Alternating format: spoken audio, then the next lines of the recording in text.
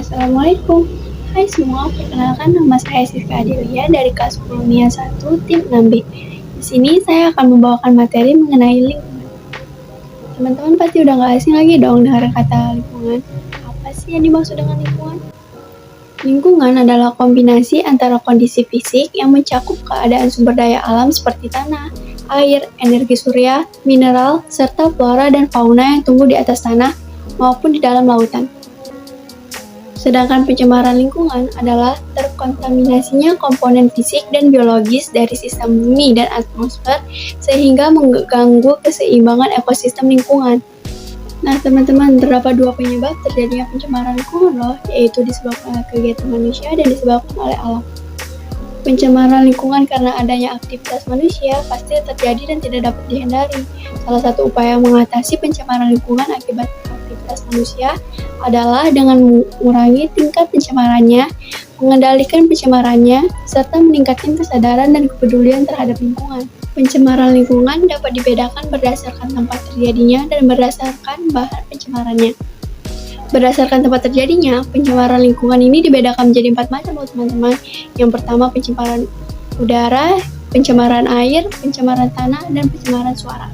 Yang pertama pencemaran udara.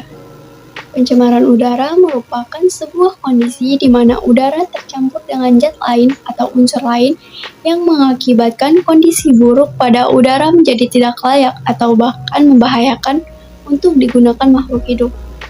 Nah, beberapa penyebab pencemaran udara adalah polusi disebabkan asap kendaraan bermotor, pembangkit listrik, abu polutan letusan gunung berapi, limbah asap industri atau pabrik, limbah pertanian, dan kegiatan pertambangan. Yang kedua ada pencemaran air. Pencemaran air adalah peristiwa masuknya zat atau komponen lain ke dalam perairan. Pencemaran air merupakan masalah global utama yang membutuhkan evaluasi dan revisi kebijakan sumber daya air pada semua tingkat. Nah, kenapa sih pencemaran air bisa terjadi?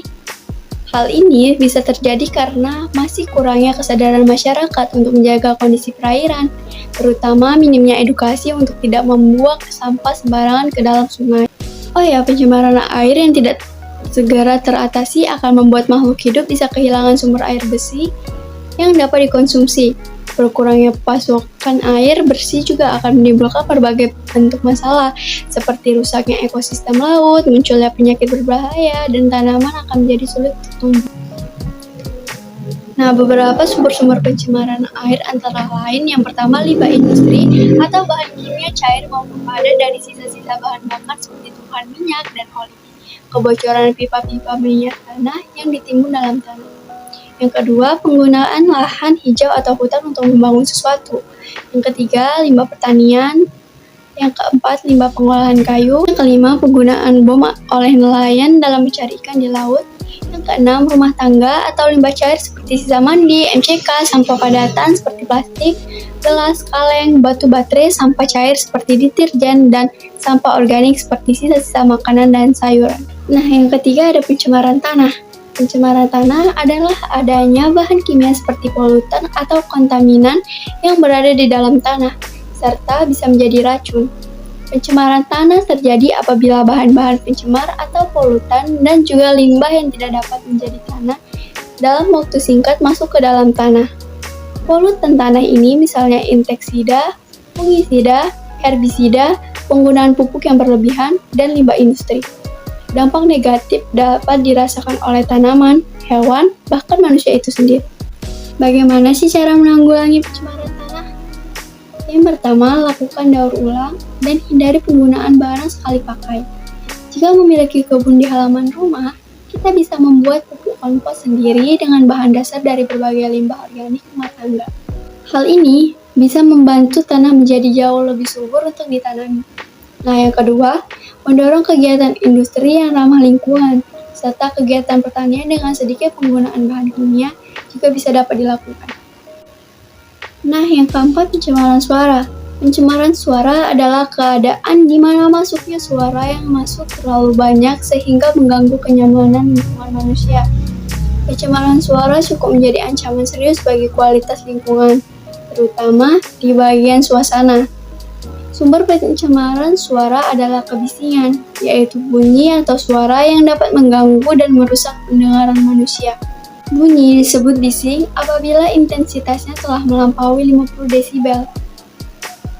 Suara dengan intensitas tinggi, seperti yang dikeluarkan oleh banyak mesin industri, kendaraan bermotor, dan pesawat terbang bila berlangsung secara terus-menerus dalam jangka waktu yang lama, dapat mengganggu manusia, bahkan menyebabkan cacat pendengaran yang permanen. Pencemaran lingkungan berdasarkan bahan pencemarannya dibedakan menjadi 3 macam, yaitu pencemaran kimiawi, pencemaran biologi, dan pencemaran fisik. Yang pertama, pencemaran kimiawi. Pencemaran kimiawi adalah pencemaran yang disebabkan oleh bahan atau zat kimia. Zat kimia ini bisa berasal dari limbah industri, limbah rumah tangga, ataupun yang berasal dari penggunaan pestisida DDT yang berlebihan. Zat kimia yang berasal dari limbah pabrik yang merupakan logam berat, misalnya timbal, air raksa, kadmium, seng, kromium, dan nikel. Limbah rumah tangga yang mengandung bahan kimia adalah penggunaan deterjen. Kedua, ada pencemaran biologi. Pencemaran biologi adalah pencemaran yang disebabkan oleh bahan yang berupa mikroorganisme penyebab penyakit, misalnya Escherichia coli, Entamoeba-coli, dan Salmonella typhosa. Kebanyakan mikroorganisme tersebut dapat menyebabkan penyakit paru. Yang ketiga, pencemaran fisik. Pencemaran fisik adalah pencemaran yang disebabkan oleh benda-benda fisik yang bisa berupa bahan padat, cair, dan gas. Zat cair yang dapat menyebabkan pencemaran misalnya limbah rumah tangga, limbah warga, dan limbah pabrik. Contoh pencemaran fisik adalah pencemaran tanah oleh sampah plastik, pencemaran sungai oleh botol minuman, pencemaran tanah oleh bungkus makanan seperti styrofoam. Pencemaran lingkungan, beberapa di antaranya adalah terganggunya keseimbangan lingkungan, punahnya berbagai spesies flora dan fauna, berkurangnya kesuburan tanah, meledaknya pertumbuhan hama. Limbah rumah tangga yang bersifat racun merupakan salah satu jenis polutan air yang menyebabkan kematian pada organisme yang hidup di air tersebut. Selain itu, penduduk yang menggunakan air tersebut untuk minum atau mandi akan menderita diare dan gatal-gatal. Bagaimana dengan pencemaran air yang disebabkan oleh limbah industri? Limbah industri yang masuk ke perairan selain menyebabkan kematian bagi organisme air juga menimbulkan penyakit, misalnya penyakit Minamata.